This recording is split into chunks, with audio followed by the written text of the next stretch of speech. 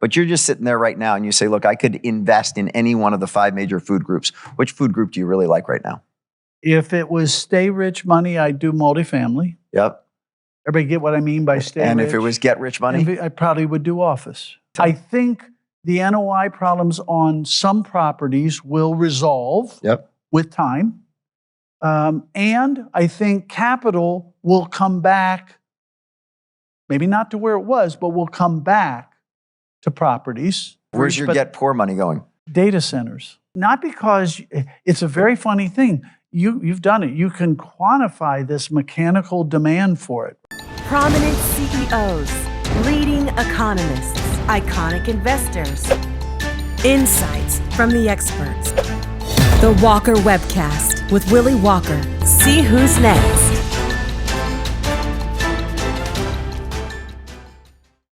We know that there are many, many people, including some people that you and I were just talking about, who are really struggling with the loss of property, loss of life, loss of history. And so to anyone who is dialing in today from California and who is dealing with the fires, we're sending our best wishes for that not to impact your life too terribly. And to people who have lost, I was going back and forth with our mutual friend, Bobby Turner, who's a Penn grad, just 2 days ago. And he was protecting his house from looting. And while the house was still standing, not an easy time to be out there. So with that said, this is the 25th anniversary of the Linneman letter. And this volume of the Linneman letter goes back and talks a little bit about that history and how Al Ratner read it the first time and said, Peter, this is pretty good. And then somebody else called and said, it's actually really good. And you stuck with it for 25 years. So we are all the better for it. So thank you. And your brother Doug is here and you've got a great staff at the Linneman letter. And so as someone who reads it probably more closely than most, I would just say thank you for everything you put in there. Thank you for reading it and caring and promoting it, This is Peter's and my 20th conversation, which is hard to believe. If you do the math on it, that says it's a little bit more frequent than on a quarterly basis between the beginning of the pandemic and today, but not a lot. It's about, it's 5 years ago coming up. We're a little bit inside of that, but it was 5 years ago that we started this, and boy, have we covered a lot of territory. Mm-hmm. At the beginning of last year, Peter, I asked you to make some predictions on 2024, and I want to run through your scorecard on those. I'm going to get you to go on the record again at the end of this one on 2025. But the first one I said was cuts. You said we'll get 5. We ended up getting 3, but in May of last year, as many people remember, the prediction in December of 23 was 7. Peter said 5 in January, and most people had gone to 0 by May, given where the economy had moved and what had happened. And I actually got a lot of emails from Walker Webcast viewers saying, I really love Dr. Linneman, and I listen to him all the time and think he's really great, but he is so off base on thinking that the Fed is going to cut 3 times this year that I'm not going to listen anymore. And just to be fair, one of them was 50 basis points and everybody was using 25, well, just for the record.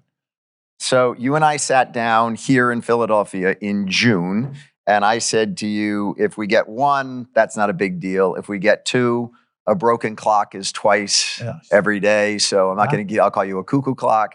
But on if we get 3, I'm going to come and kiss your feet. And you said, game on. So with that, I've got to start this webcast. Peter did wear brand new shoes for me. So that's very nice. Clean shoes. So I have to come down and give that a real kiss. So there we go. Let's give him a round of applause.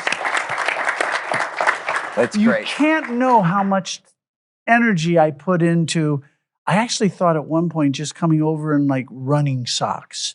And, really. We got a lot of notes from people saying you're letting them off easy if you're actually wearing shoes. Just come over and all that. But I actually I chose this morning, brand new pair of shoes just for you. That's great. I will continue forward with my notes as it relates to what you did last year. So on the cuts, you said 5, we got 3. On the 10-year, it was at 401. You said it would be at 343 to 350. Right. It almost got there. And then And then it came back up. Ran away. The one data point that I think is really interesting on that is JP Morgan did a research report that looked at previous Fed rate cuts and where the 10-year was 65 days after the announcement of the first cut. And in 7 previous Fed cuts, in 5 of them, it was down between 30 and 50 basis points. So you would have been right on, given that we were at 401. Yeah. It would have gone down to exactly your range. In 1, it was up 10 basis points. And then obviously in the most recent one, it was up 90 basis points. And I'll save you a question. I have no idea why. Yes, you do. We're going to talk about that. You got to be able to tell us all that. You do know. Dow is at 37.5. You said up 6 to 7%. I then said to him, come on, that's easy. To which he said, look, with cuts, the market should do very well. But if I said 18%, that would be silly. So my comment to you is you should have been more silly. Should have been silly. You should have been silly. Should have been silly. Crude, it was at $7.29. You said 68 to, it was at $72.29. Right. You said $68 to $70. It was at $71.72. So you were pretty much right on that one. I then asked you not to predict the presidential election, but whether Jerome Powell would be renominated as Fed chair, to which you said no. And I think you're looking really good on that one. I think so. I think that one's a pretty much sure thing. That's great. And then the final one was GDP was at 2.5. You said no change. It was at 2.8. Yeah. But one of the things that you point out in the Linneman letter this quarter is the 30 to 60 basis points of GDP growth from the war in Ukraine. Right. That we talked about that, I think, when the Ukraine war began. And people lose sight. It helped the U.S. It's tragic, right? But it helped the U.S. in that we're the largest oil producer in the world. We're the largest gas producer in the world at this point. We export both. Russia and Ukraine got cut off as sources. You do the math, right? And our exports went up substantial. Second, we're a major, major agricultural exporter, and you cut off Ukraine and Russia from a lot of the export market. You do the math. And the third was weapons and weapons systems. And we're the largest weapons and weapons system producer in the world, and you do the math. And back of the envelope, my math comes out somewhere 20 to 60 basis points from those 3 added together of GDP, right? And it's sad, but it's true. Start a legacy. Start turning dreams into realities. A better world begins with you. Better communities start with us.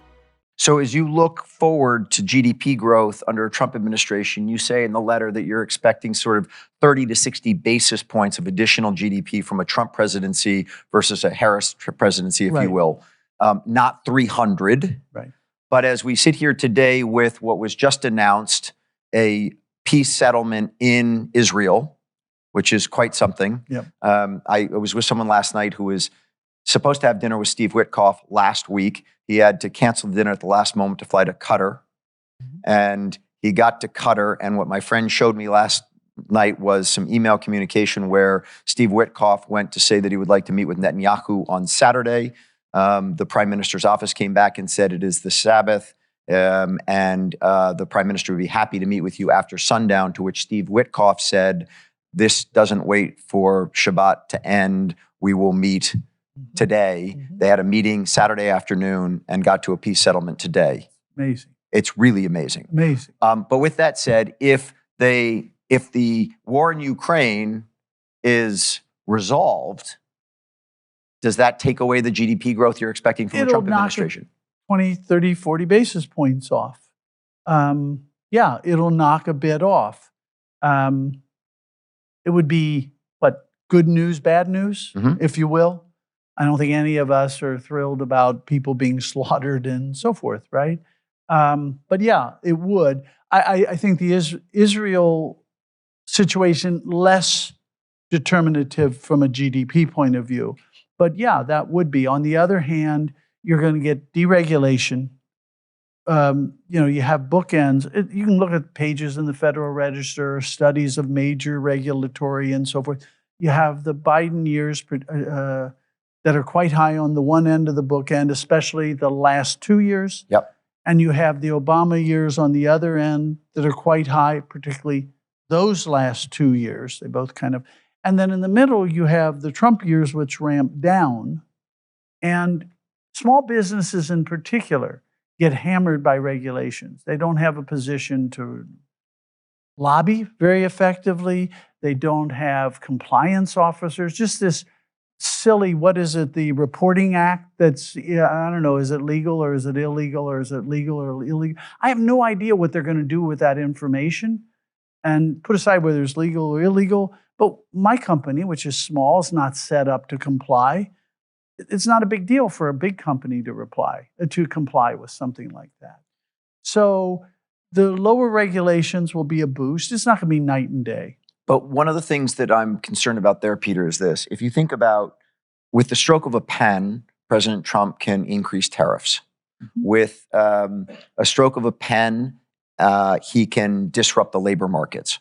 The efficiencies that you're talking about, the deregulatory movement, takes time to get implemented. And to put numbers around that, there was a study I saw that said that the additional regulation of the Obama administration added a cost to society of over $1 trillion. Right. The same with the Biden administration. And during Trump 1, it was $25 billion. Right. So, I mean, we're talking orders of magnitude difference between the Obama administration and the Biden administration and the Trump administration. But that's going to take time to work through. Are you concerned about quick actions that could set us back from an economic standpoint that will get implemented in 25 versus the longer term implications as we run through the Trump administration? Not terribly, because Washington doesn't do much of anything fast. And you say executive orders, but it then has to be administratively implemented.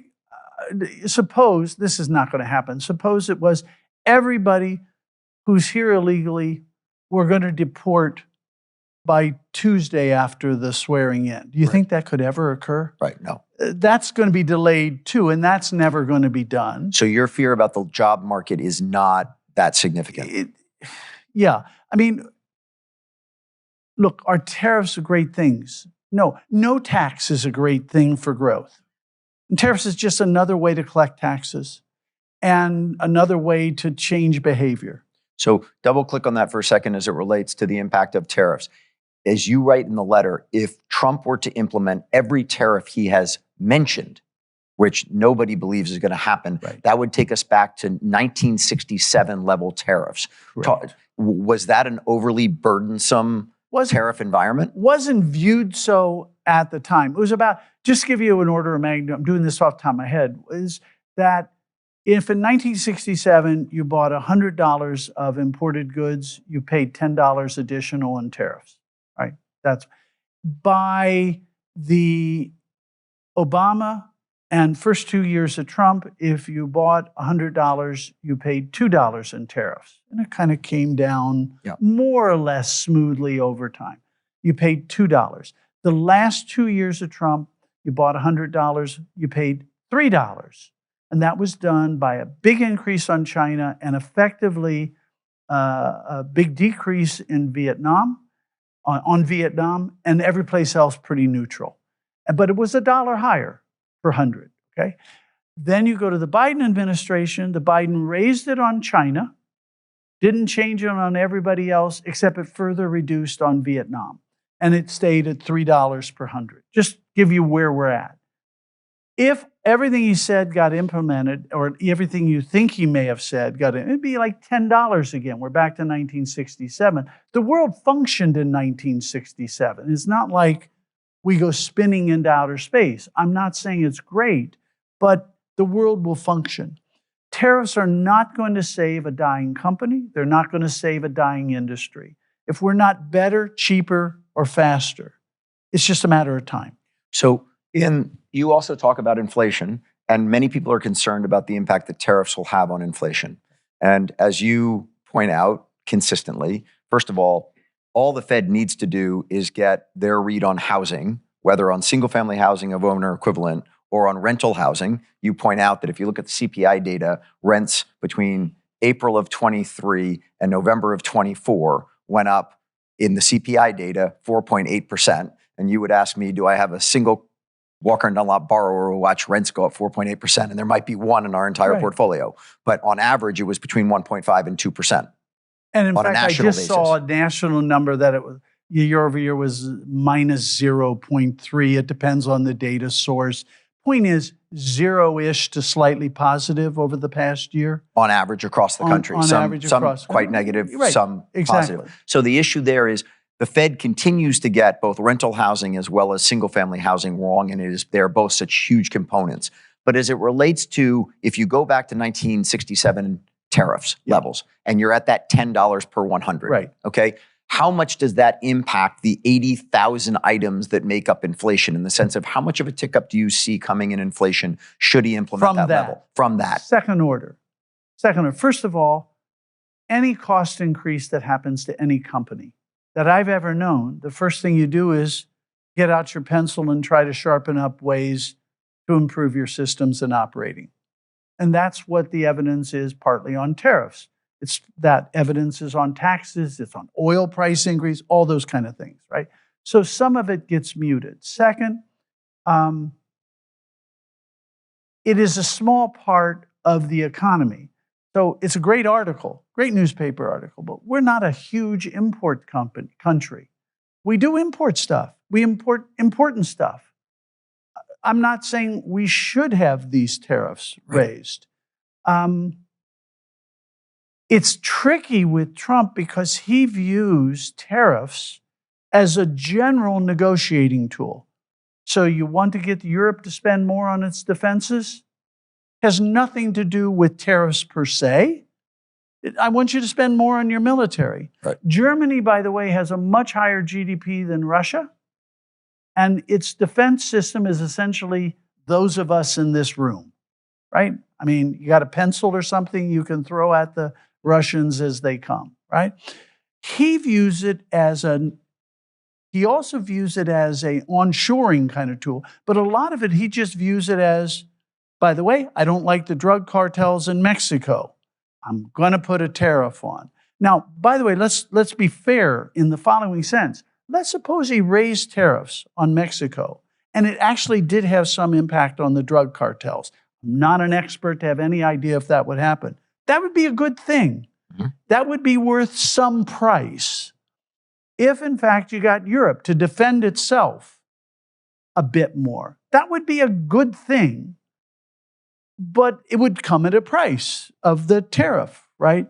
So it's a little complicated because it's not just tariff as an economic act.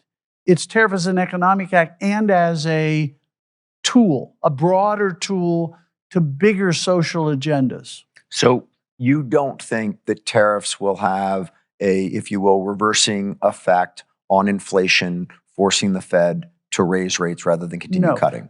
Think about it. We saw the tariff go up under Trump and Biden. We got no inflation from when it was raised under Trump, and the inflation we got under Biden was not about the tariff. Right. We can have a long discussion we have about what it was, but did you ever hear anyone in all the discussions you had about inflation with all the people you've had discussions with say that the increase in inflation under Biden was due to his keeping the tariffs high? Right. Nobody said that. Not at all. Right. But I would say the one thing on that is it feels like, I mean, you and I have talked about this, that it feels like everybody is a Monday morning quarterback on Fed policy and on rates and on inflation. And that everyone sits there. I mean, today, look at this morning. CPI comes out. It's up 10 basis points month over month. You sent me a chart that talked, and I want you to dive into that. But the point is that immediately stock market's up, the bond market, it rallies. We get a 2.5% pickup in the 10-year where it drops by 15 basis points this morning. And you sort of sit there and say, this market is so hyper-focused on these minor ticks in the inflation print that I think going back to an old mindset is a little difficult given how keyed into these issues the market is. We have too high of attention to things that don't matter. Probably in life, that's probably true. I mean, if you're running the Fed, should you really be focused on last month as opposed to the broad picture? Where are we at? Where's it heading? Where's that? Obviously, last month is a piece of the puzzle, but it's hardly the puzzle. Mm-hmm. It's a tiny piece of the puzzle. And I think the bond market, and it's odd. If the Fed is going to be focused like that, then I guess the bond market has to be focused in the sense of now it becomes like old Kremlinology, where you're trying to interpret every comma. Right. Or every Fed. Now, by the way, over the next week, we have all the Fed presidents going to speak. And this is like the old Soviet Union. What are they really saying, right? You're trying to read, and every little head feint, and it could be just they coughed. It may not have meant anything. I hope it's more than that. So think about this. In the letter, you say you have rates coming down and cap rates coming down. Yeah. And you say a 570 cap rate today is going to be a 5 cap rate in 12 to 24 months. Right. It's money will Talk flow. that through. Money will flow. There are a lot of people who sit there and want to understand that one. Okay. Everybody does. And by the way, I was part of everybody. A couple of you were supposedly trained by me back in the day. And I was part of everybody saying weighted cost of capital, marginal bidders, weighted cost of capital. I will tell you one thing, just as an aside on that. I get a lot of people who come up to me as I travel across the country and say, I work with Walker & Dunlop and this person at Walker & Dunlop's great or whatever else.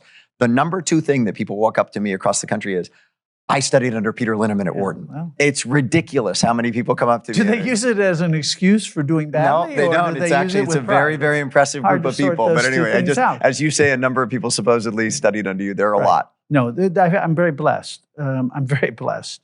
You were saying, just as an aside, you were saying before how it's such a joy to watch customers of yours grow over the years. Yeah. And say, you can imagine the joy of seeing former students of mine. People say, are you proud that they got good grades? I don't give a damn if they got good grades. I mean, did they learn, and have they grown wonderfully and been good people and good contributors? So we were on rates and a cap rate going from 570 down to 5. Here's the thing. Suppose the interest rate fell to 0. Okay? You say, yay, cap rates should be through the floor. Not if no one lends to you. Not if no one lends to you, right? Your cost of capital did not fall if no one lends to you.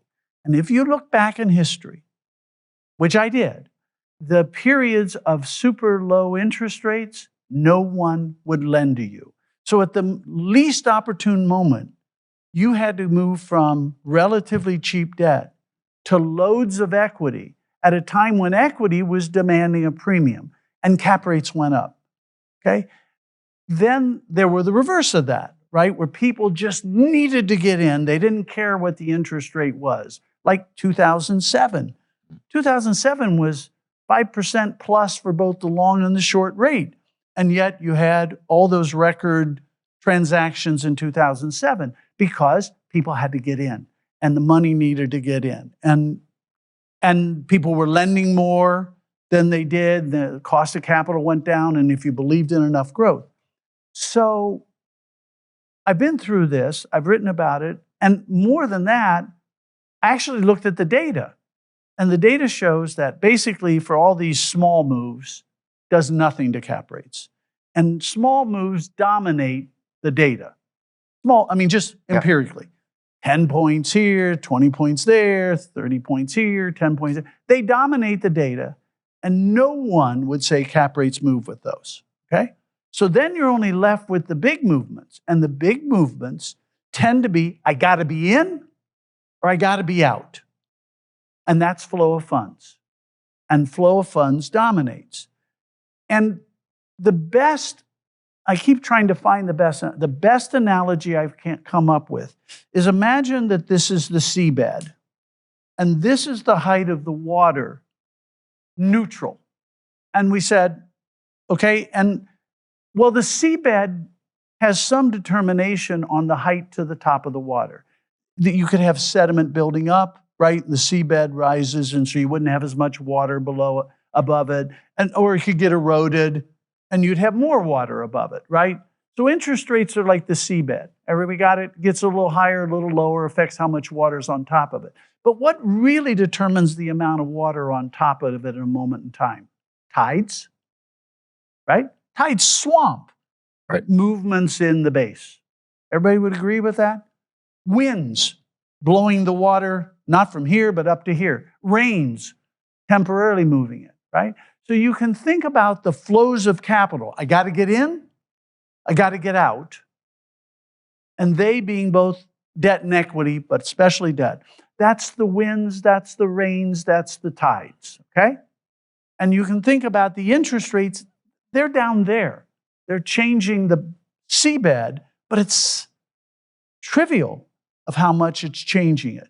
So it's not like it doesn't matter at all. It just matters to, have you ever seen anybody come in and say, since the interest rate is 7 basis points higher, I'm going to change my cap rate by 7 basis points? You've never seen that. Never seen that. I have seen people say, I'm not going to do my deal now that interest rates have moved by 7 basis points. But that's rare. It's rare, and it's obviously it's moved to a certain level where it got 7 basis above where they were at a break, and so they were already at break more point. than So that. why I say the cap rates come down is real simple. I don't think the bottom is going to change much. I don't think the neutral level is going to change much. But what do I believe? I believe instead of being at a low tide, we're going to be at a high tide. And how do I know we're at a low tide for the last 2 years? And it's lasted longer than I thought. And all of us would have liked it to have lost. I'll give you the simple, I have more complicated ways, but simple. Transaction volume. Yeah. You're in the transaction volume business. You want a crude proxy for whether it's low tide or high tide? If transaction volumes are below historic norms, you're low tide. If transaction volumes are above historic norms, you're at high tide in terms of capital flows. We are, depending on what month and what product, and in multifamily, what, 60, 70% of normal transaction volumes? If, right? That's a pretty low tide. For 2 years. For 2 years. And tides don't stay out forever. We know that there's money out there, and the tides will flow. And so one of the things that you point that to, Peter, and your analogy of the sea, I want to get back to because I want to talk about the environment and the fires in California and how that's going to impact the housing market. So it was a perfect segue, but I'm going to stay on this for a second. As you sit there and think about what you're talking about there on inflationary inputs on rates, another thing that you say in the letter is that people can continue to do deals with negative leverage for a long period of time. Explain that. Growth. I don't know how else to say it. Growth. Right? Everybody right now is, so if you think about Q3 2024, okay, you had cap rates that had trailed interest rates up. Yep. Not because of interest rates, but because of capital flows. Yep. Same deal. They get up all of a sudden in Q3 of 2024, boom, cap rates have adjusted up. Rates come down and everyone says, I've got positive leverage back in my deals again, and bang, we get this big flood of deal flow. Refinancing activity kicks up, sales kick up. And then all of a sudden, boom, we get what happened to the 10-year. 10-year starts to move out, and all of a sudden, everyone's either at even leverage or they're at negative leverage once again. And for the last quarter, buyer after buyer who works with us has sat there and said, I had positive leverage to them in negative leverage territory. I can't make my numbers work. Well, and that's because sellers are saying, I'm not going to sell at the prices that make it work. I'm going to buy my own property back from myself. Do the following intellectual exercise. Do you think that is a decision to not sell at that price because they see future growth, or they just don't like the aggregate price today? Two things. They see future growth, and they agree with me de facto that the tide's going to come in. See, I don't see that happening. I mean, look, there are plenty of people. You think we stay at below abnormal transaction volumes what I don't see them doing is going and saying, I'm going to now adjust my future rent growth to say that this asset is worth more tomorrow than it is today, therefore I'm not selling. In other words, it seems like there's a binary decision that says, I wanted to get $75 million for this asset. Right now, the BOV is coming back at 72.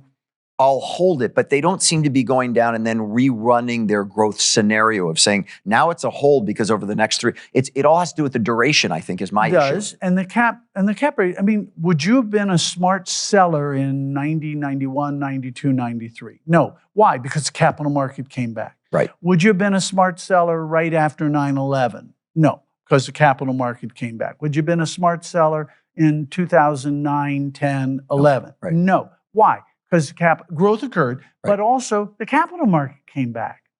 And I think you're looking at the same thing today, which is growth will occur and the capital market will come back. Can I guarantee when it comes back? No, but I can guarantee it will come back.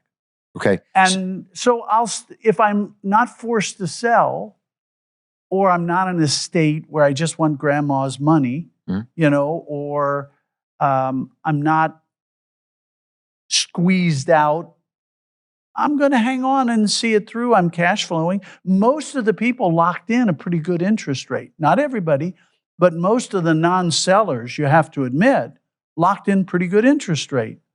So, why would I give up that cash flow when I think capital comes back? So one of the big questions that we have as it relates to transaction volumes for 2025 is the amount of commercial real estate debt that matured in 23 that was kicked to 24, and the amount of commercial real estate debt that matured in 24 and has been kicked to 25. It's going to be somewhere between $250 to $350 billion of commercial real estate debt that moved each one of those years. Right. So now it's all kind of piled up into 2025. And if you add it all up, I think the Mortgage Bankers Association is going to come out with some projection that says that over $900 billion of commercial real estate debt has a maturity date of 2025. Now, we could be back to 24 where another 300 to 400 billion gets kicked to 26. But as you look at the banks, bank earnings came out this morning. Wells Fargo and JP Morgan crushed it. Yeah. Both talked about extremely, very interestingly, commercial real estate, which was mentioned heavily in past earnings for the last 2 years, was not mentioned by either of them. And their add to their CECL reserves was a couple basis points, but very, very little adds to their commercial real estate exposure in their CECL reserves. So do you think we've bottomed, point A, as it relates to credit? And then two, do you think banks start to call those loans and get liquidity into the market, or do you think they continue to extend and pretend?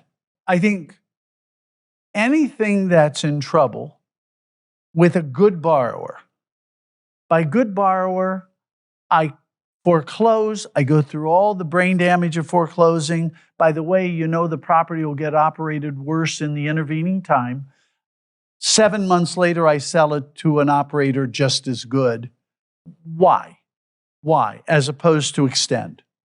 And so those kind of loans will get, they say they're due this year. They're not. They're due when the property functions. And is that an office-specific comment, or do you take that more broadly? I take it more broadly, but it's largely an office-specific issue. People are coming back to the office. There was a piece in the Journal today on it. They aren't back. I've been saying since day one that they'll come back. They are more slowly than I thought. Does Trump call them back in next week? I don't know if he does it next week, but I wouldn't think it's more than a couple of weeks till government workers get called back. And you're bullish on DC because of that? I'm bullish is a little strong. I'm sort of not bearish like everybody else. I think I'm right. And I would say you're right. It'll be a surprise on the upside. And I'm specifically, I asked you about office, which you're backing off of, but the DC metro region from a commercial real estate standpoint, you're bullish on. Yeah. Yeah. Why? It grows no matter who's in office. Look at even with Doge? Look, you can't get rid of enough people. Talk about that for a moment, because you and I got a lot of questions on that before doing this. Okay. I'm going to do this really fast. Do they probably have more people than necessary to process interest payments on federal debt? Okay, sure. Anybody doubt that? They have more people than necessary to process federal debt payments. Not that many people involved. How about floating U.S. government debt? Do they have more than necessary? Probably do. Yeah, but actually, Treasury Department has a pretty thin desk. I'm just saying, I'm taking that as an example. Just technically. Are we going to get rid of the military? We're going to what? Fire 1 out of every 10 people in the Department of Defense. By the way, we probably have 10% more in the Department of Defense than we need, but really, I don't think that's going to happen. So you go through it, and okay, we'll get rid of the ladies' room attendant in, the Capitol building or something. The big part of the budget are transfer payments. Do we have too many people handling transfer payments. Anybody doubt that we have too many people handling transfer payments? Of course we have too many people handling transfer payments. Let's get rid of 1/3 of them. It's not a lot of money compared to.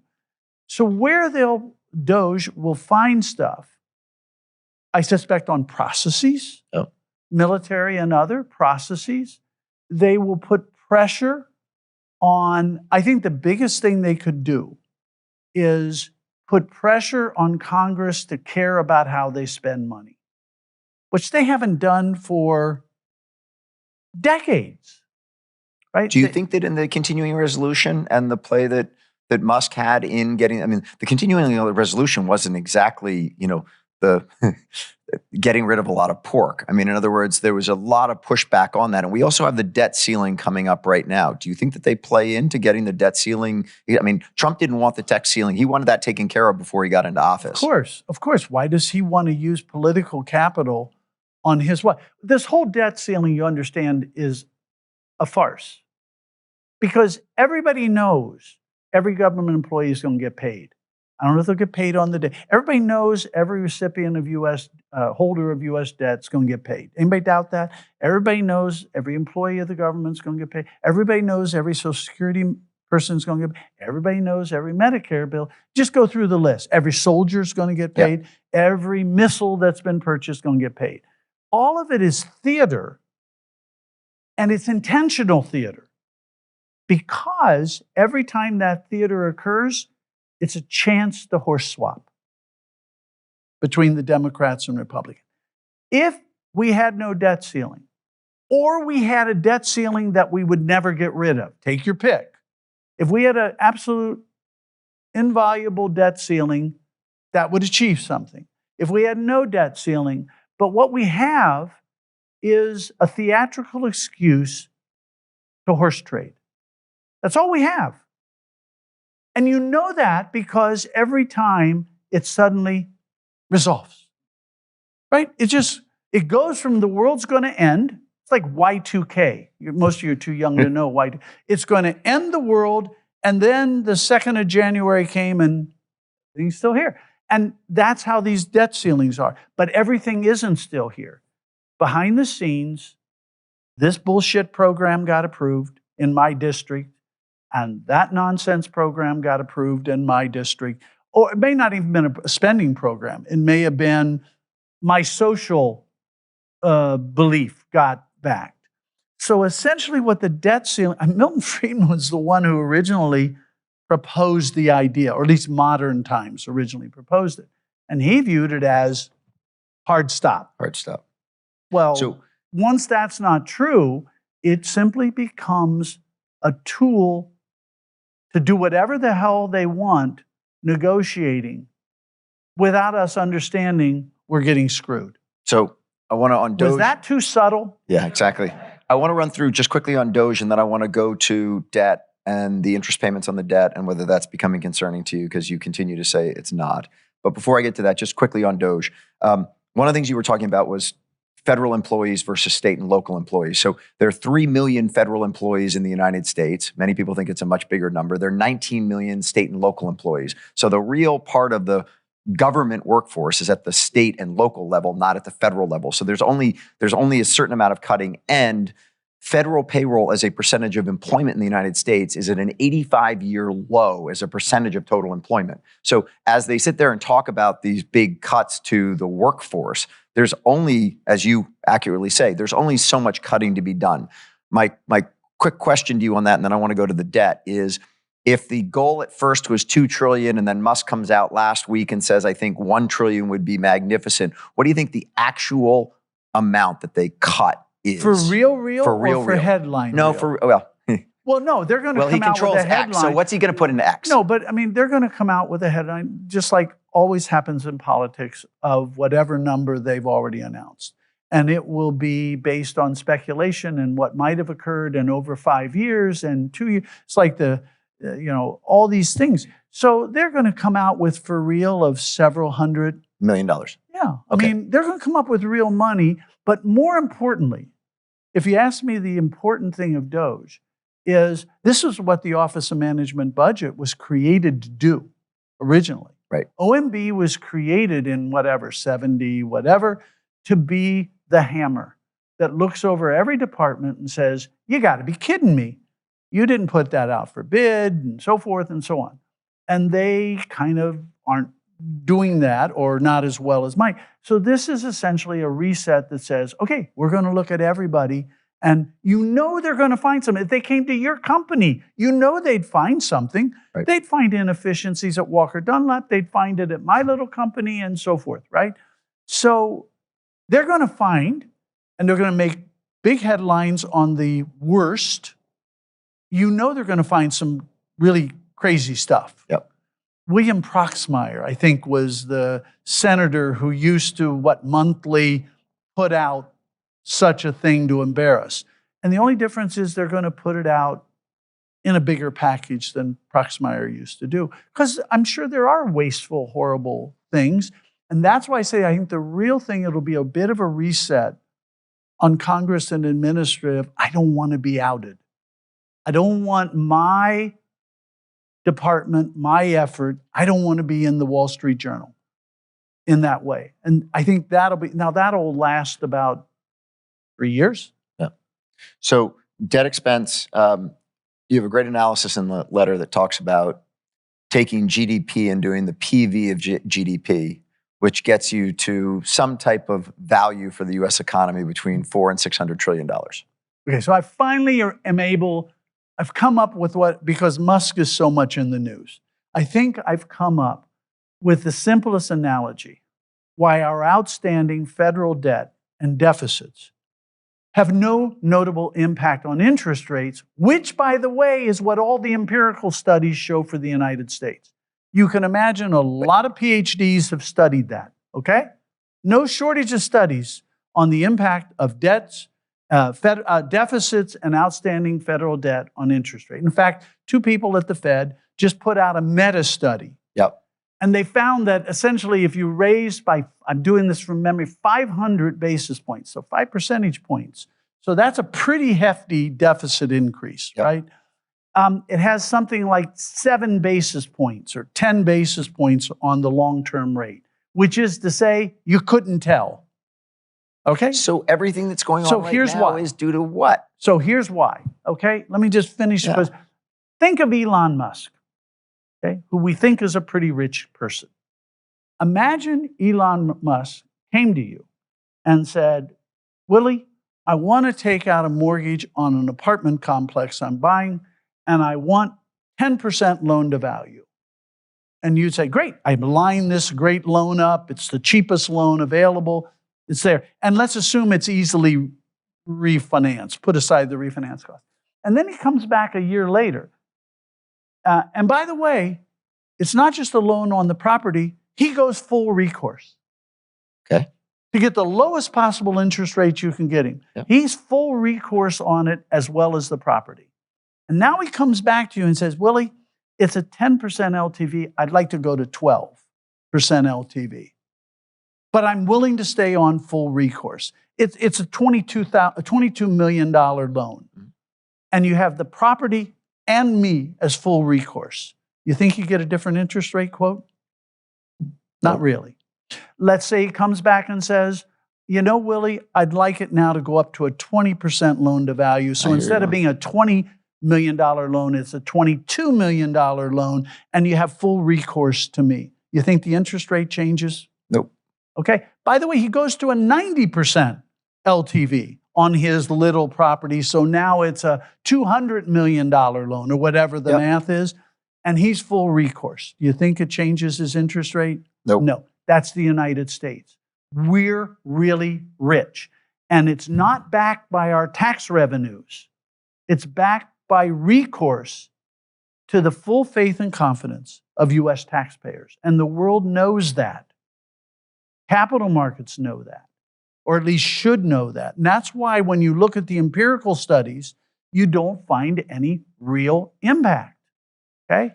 Would you find a real impact on the interest rate the loan LTV and the interest rate on Elon Musk? No. Would you find it on a young entrepreneur who has no wealth And they do full recourse, but that's bullshit. Right, of course. And as you raise the debt level there, you'd see the interest rate go up. And eventually somebody would say, no, we are Elon Musk. Zimbabwe is the young entrepreneur. The young entrepreneurs. So of course, Angola and so forth. That makes no sense about what's happened to rates then, Peter, because everyone's been sitting there saying. By the way, you guys saw me. Did I not just say earlier that I have no idea why? But everyone's sitting there saying, okay, it's tariffs. And we've talked about the fact that it's not tariffs. We've talked about that the U.S. debt has gotten out of control and everyone's concerned whether we're going to be able to continue to service it. And you've just put real numbers to it that say it's nothing. It's a rounding error. This is not something for us. And by the way, one of the things to keep in mind on this, and Peter has this data in the letter, back in 1984, the U.S. was paying about 3% of GDP on debt service. Since that time to the current time, it went down to about 2% on an annual basis. It is now moving its way back to 3%. Everyone hears these big numbers in it, and you actually put the aggregate number, and it says our debt payments have gone up by like $80 billion a quarter, and everyone sits there and goes, "Oh shit, that's a ton and of money." And we're much richer. But if we could have afforded 3% in '84, and we're much richer than we were in '84, of course we could afford it. Here's the debt problem for the United States. Very different for other countries, by the way. So that evidence I told you, the Fed meta study, was about U.S. data. The real problem is politics, not economics. I mean, imagine Elon Musk had 2 kids. Right. They don't and he want to pay split it. And he said, now who's responsible, right? And the kids are going to go. So the problem is, let's start out with, I'm not going to pay any of it because I'm 73. And my wife, even though she's far younger, she's not going to pay any of it because she's married to a 73-year-old guy. And by the way, you're not going to pay for it because you're still in school. And by the way, you're not going to pay for it because you're doing research on nuclear whatever, energy. And you're not going to pay it. And none of us want to pay it. It's not that we don't have the resources. It's that none of us want to pay it. So the income tax is the primary source of tax revenue for the United States. There are other sources. That's the primary. 60% of tax filers paid a net zero income tax in 2022. That's up from about 48%. Why is that up so much since pre-pandemic? I'm not sure. It was an interesting stat you had in there. I don't know the answer. It went from about 48, I'm doing from memory, to it's been trending up over time because both parties figured out that the winning scenario is chip away and make the zero tax. By the way, they get withheld if they're working, and then they get it back. But there are also payroll taxes and all that. But one thing on this is, I mean, your point there is that we have a very progressive tax code, that the burden at the very high end is extremely, and you have a very interesting ratio in there of the income to tax proportion, where you have the top 1% is at 80% income to tax proportion. The next 2 to 5% is at 125%. Right. And then below that, if you're in the low half of the distribution, it's actually 2.6%. Right. So let me take an example, really simple example. I'm not saying this program should disappear or not. That's not the point I'm saying. You talk about, what do we do? Okay, I don't want to pay for it. When I was a kid, which granted was a long time ago, maybe the longest time ago in the room in that regard, everybody paid for their kids' lunches and breakfast. And we were poorer then than we are today, demonstrably poorer. Today, what was the number I had? Something like 52% or something of lunches are paid for by the government, and something like 30% of breakfast is. Now, I'm not saying that program should be killed or not killed, but if we could pay for our children's breakfasts then, it's hard to believe we can't pay for our children's breakfasts today, but we choose to have him pay for it. So I want to jump in on that, and I want to shift topics here for a second, because as always, you and I run out of time on talking about all the things that I want to talk about.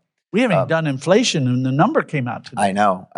So I want to talk about the fires and the impact that they're going to have on insurance costs, because I think one of the things that in the letter, you not once but twice essentially say we should not be concerned about global warming and increased temperatures, that we've had hurricanes in Florida for centuries, forever. And Florida's population, you actually give some really interesting stats where the population of Tampa Bay in 1950 was 400,000 people. And I was just there on Sunday watching the Washington Commanders beat the Tampa Bay Buccaneers. Go Skins. It's fly, now, Eagles fly. It's now over 3.5 million people in Tampa Bay. You talk about Miami has a population of over 6 million people, and it was only 460,000 people in 1950. You talk about the fact that in Las Vegas and in Phoenix, nobody lived in those markets back in 1950. Today, there are millions of people who live there. And visit. And so you basically say, when trees fall in those markets, we now hear them because people actually live there, okay? But if our grandkids can't deal with a couple extra degrees of Fahrenheit, they're wimps. How many you had a is hard essentially time? my read of that, okay? Well, you're over, you're more, by the way, I mean, just give you a sense, how many of you care about Lima, Ohio? If a storm is happening right now in Lima, Ohio, how many of you care? Not many, right? Lima, Ohio had, 50,000 more people than Las Vegas when I'm 1950, born. right. When I'm born, okay? So these things change. Now, here's the thing. How many of you had a hard time dealing with the fact the temperature got 2 degrees warmer as you walked here this morning versus 9 o'clock? You all dealt with that, right? And if you have a real hard time, you move down to Washington or whatever and so forth. But there's a cost to all this. Of course there's a cost. But there's been a cost through all of history adjusting. Here's the thing, though. And I said to somebody, the reason I put that in, I was talking to somebody my age 2 months ago, and they were saying, I don't know how, and I don't know how. And I said to them, is your granddaughter smart? They said, she's brilliant. She's got a 3.3 from Harvard. I didn't have the heart to tell him that 3.8 is the median GPA. But be that as it may. That's a 10. Also. And I said, if you believe your granddaughter is smart, you don't think they can solve these problems of a degree or two? All right, so hang on a second. So here are the numbers, though, and this is what's concerning to me, okay? The Palisades fire, as of Saturday, was predicted to cost $50 billion of losses, with, at that time, $20 billion of insured losses. That number of $20 billion has been revised to $30 billion was the number that I picked up today, okay? So $30 billion of insured losses. As a reference point to that, Hurricane Andrew in 2002 had $103 billion of insured losses. $103 billion. The Palisades fires right now, high-end estimate of insured losses of $30 billion, okay?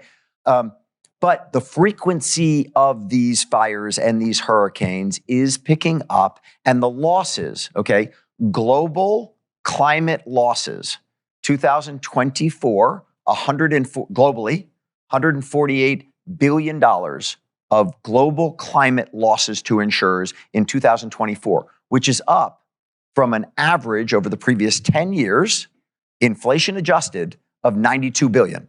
From $92 billion to $142 billion over a 10-year period on average to last year, okay? So people sit there and say, can you rebuild a house in Palisades and get insurance for it? Can you build in Southern Florida and get insurance for it? And what does that do to the cost of living in those markets for both renters as well as homeowners?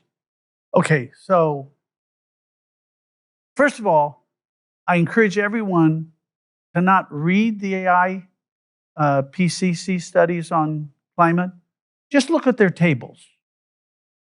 Don't read the narrative. Look at the tables. And what you'll see is hurricanes and all this and all that and storms and wind and rain, and they're volatile.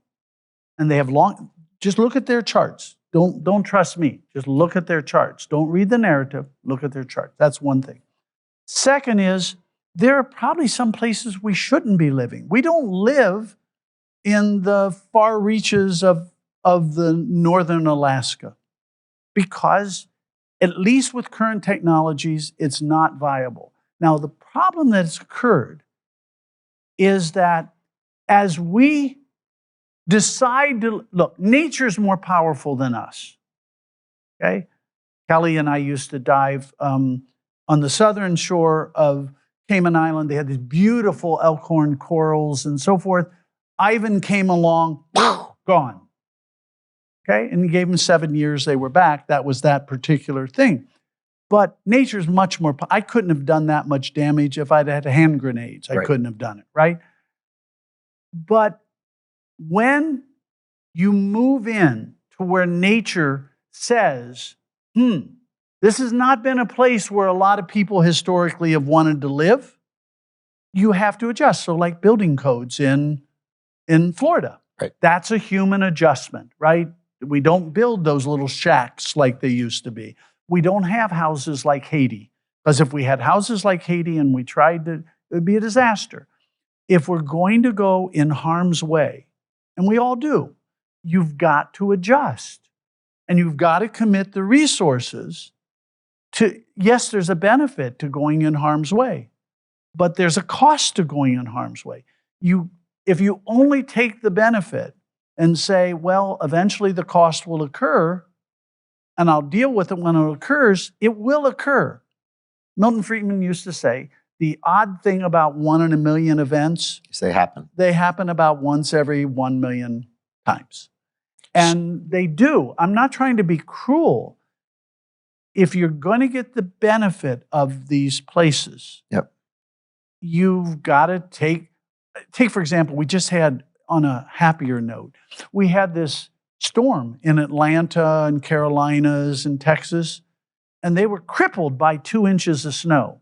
Sun Valley gets 2 inches of snow in a half an hour, and everybody's going, thank God it wasn't a big snow. Right. Why? Because Sun Valley is prepared for serious snow, really serious snow. Anybody who's been there, they're prepared for it. They went in harm's way, so to speak, and adjusted.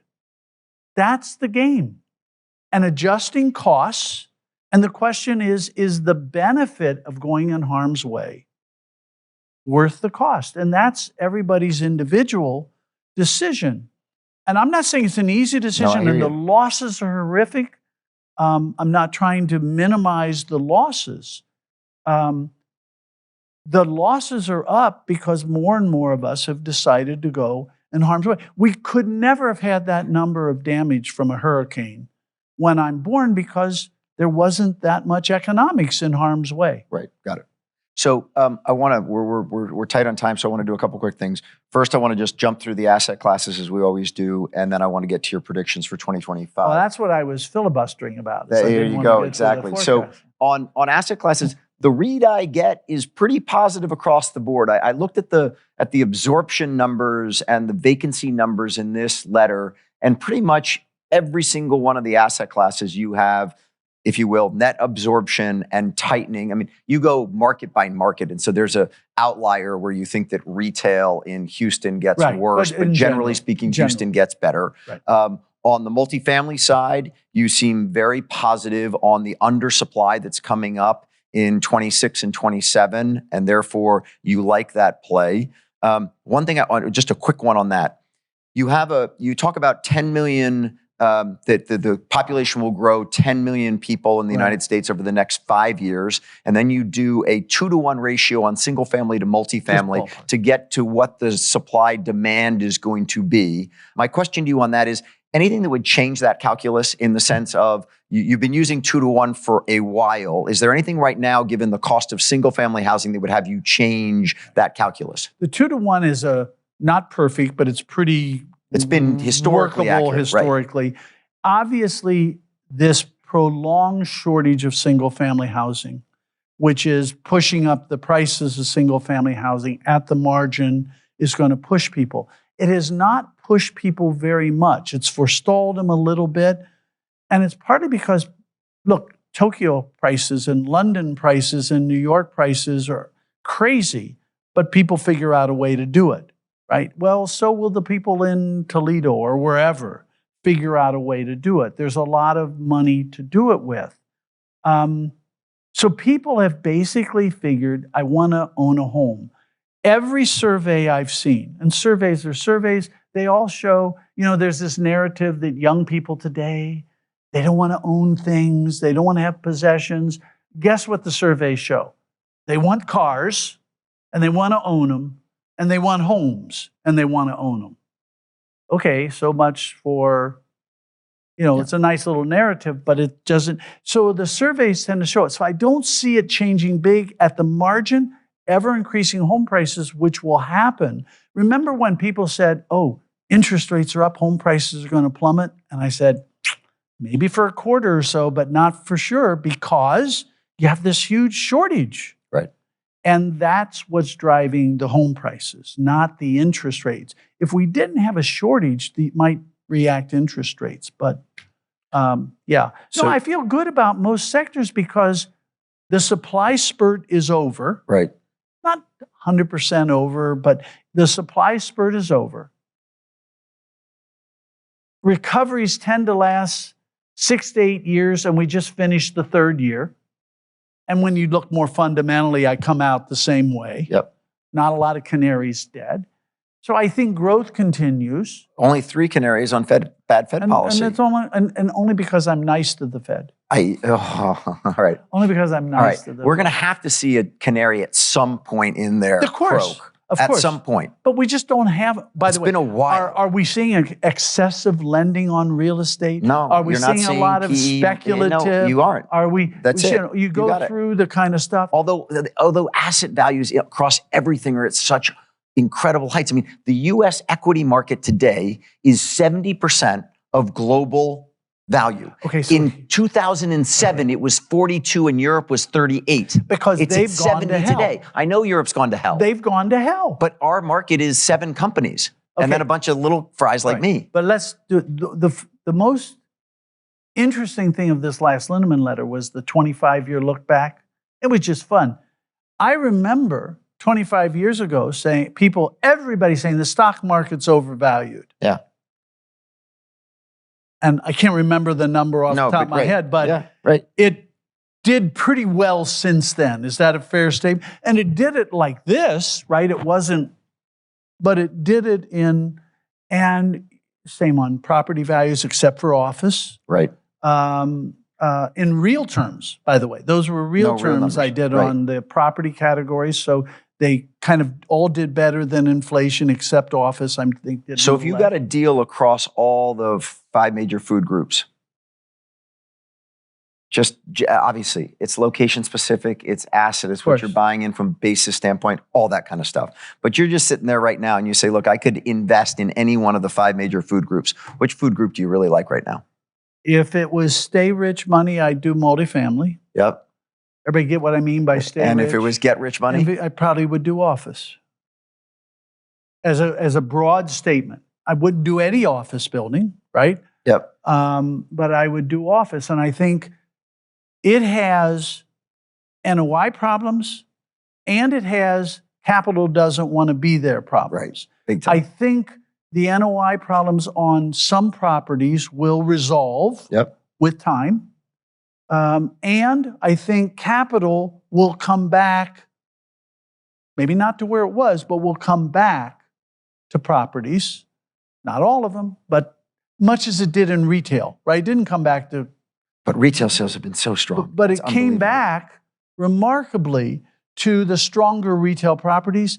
So if I had get-rich money, I would probably do office. And if at interestingly low leverage... Where's your get-poor money going? Where's my get-poor money? If I really had to say... data centers. Yeah.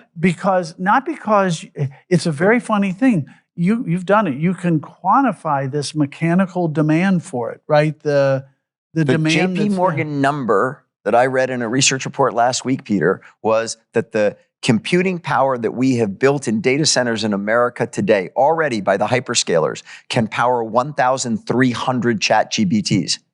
1,300. Yeah. When there are 7 of them. Yeah. I mean, so you can get real excited about data centers, right? The problem is this industry and capital as well tends to fall in love with stuff. And there's a beautiful scene in Godfather 2, where Michael Corleone wants Hyman Roth killed. And I think Tom Hagen says, Michael, you can't kill. He's under FBI protection and so forth. And he says, if history has taught us anything, anybody can be killed, right? Famous line. If history has taught me anything, no matter how good the fundamentals are, it can be overbuilt. So we have that skill.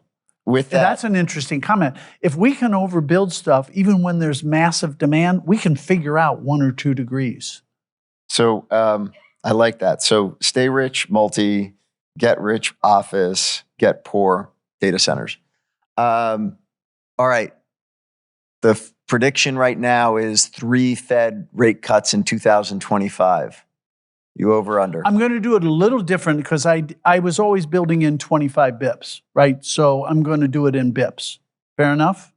So I will say you're going to be at least 100 this year. And it's very simple. From when the interest rate was at 5.5%, inflation has fallen like 5 and 6%, and the interest rate has fallen 100 bips. That's simple. I mean, you can make a more complicated, and it is more complicated, but I'm just trying to give you the essential. So 100 bips, and so you don't have to say whether it's in 3 or 4, but it's 100 bips. Right, 100 bips. All right. GDP, Ukraine gets resolved. That's going to take 30 to 60 basis points out. Trump comes in, you're adding 30 to 60. Sit at 2.5? 2.7, 2.5. 2.7. 2.7, 2.5, something in that range. But Trump comes in, Ukraine doesn't get resolved. A little bit higher, 2.9, 2.8, something like that. Good.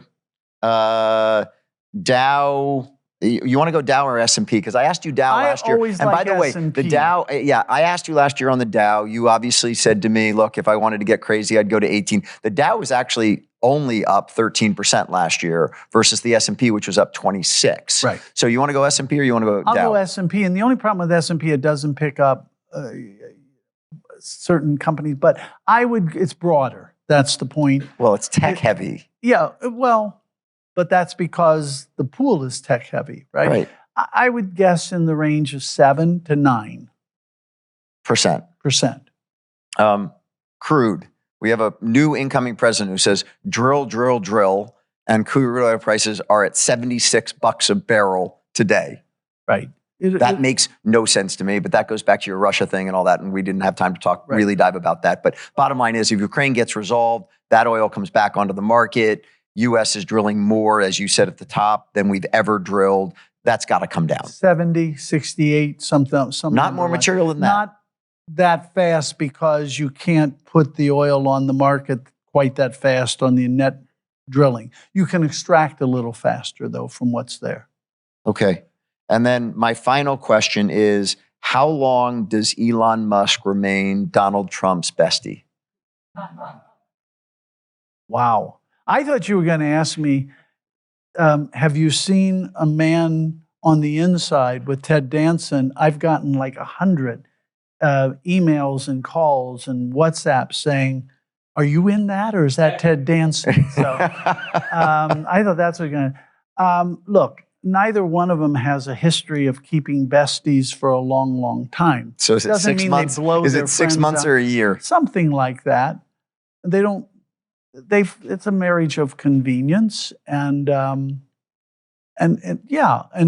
doesn't mean they become mortal enemies, although that's not an out of the money bet. It's a rosy outlook. Yeah, people want bad news, and obviously California is bad news. But I know we've run over, but one of the things that you and I have talked about previously, that is, you talk about it in this letter, the Consumer Confidence Index has a historic average since 1960, which you put in there, of 95. Yeah. And in the best days of Joe Biden's presidency, he's still in there. It's now gotten to 111. But when the economy is going well, it got to 102. Some number, yeah. During Trump 1, it was between 120 and 136 the entire time he was in office, for good and for bad. Yes, but that was only because he was the only person answering the question. No, but I find it to be really interesting, to your point, as it relates there's to no doubt. people. The consumer confidence with Trump in the White House has been, of all the economic indicators, off the charts. Well, small business confidence leaped. Both times he was elected, the month he was elected, small business confidence spiked. That was the overwhelming spike that occurred with small business in the first month of the election month, the data that came out for that November. Yeah, I mean, look, one other thing I'd say, there is a bizarre chance that what is horrifically happening in California net may actually be good for the state, in that it is going to trigger, I don't know how it avoids triggering a lot of what the hell happened. And in that process, yes, nature is hugely responsible, and maybe even arsonist, or maybe it doesn't, so it takes a lot of, but there's going to be varying degrees of they could have, they should have, they might have, I'm not an expert on it. That could trigger, it's like San Francisco got so bad that they actually started. And, I remember when New York City was a true cesspool where the poster child for New York City in the mid-'70s was Death Wish and a movie called Little Murders, where you had 42 locks on the door, And then that era triggered some net movement. Cleveland, I remember the Cuyahoga River burning as I go as a freshman in college. That triggered the Al Ratners of the world. Right. And it didn't make Cleveland nirvana, but those guys got together. Those people got together and improved the vitality of Cleveland. It didn't happen overnight. And there is a chance that this is a sad, sad way to get some movement towards reality. So on that, first of all, reiterating our thoughts with all the people who are suffering from the fires. Thank you to everyone who took the time to come and join us today here in Philadelphia. It's great to have the live audience and have all of you here. Peter, as always, 25 years strong. Keep going with the Linneman letter. I'll be 98 when we hit 50. That's awesome. So. Keep it doing. I have no doubt you will. And hopefully we'll still be doing a Walker Webcast. I will say, I had Mohammed El Arian on last week, and we have had 405,000 views of that webcast in the last week. That's a real challenge. We have raised a whole new bar for you and me as it relates to our webcast. Okay, so Doug, what you got to do is you got a lot of getting on, getting off. He's just got all the people at PIMCO getting on and off. That's exactly right. On and off. Probably he has bots, I'm sure. That's exactly right. And all of his students at Cambridge University. Peter, thank you. It's been a pleasure. Thank you. Always a pleasure. Have a great day.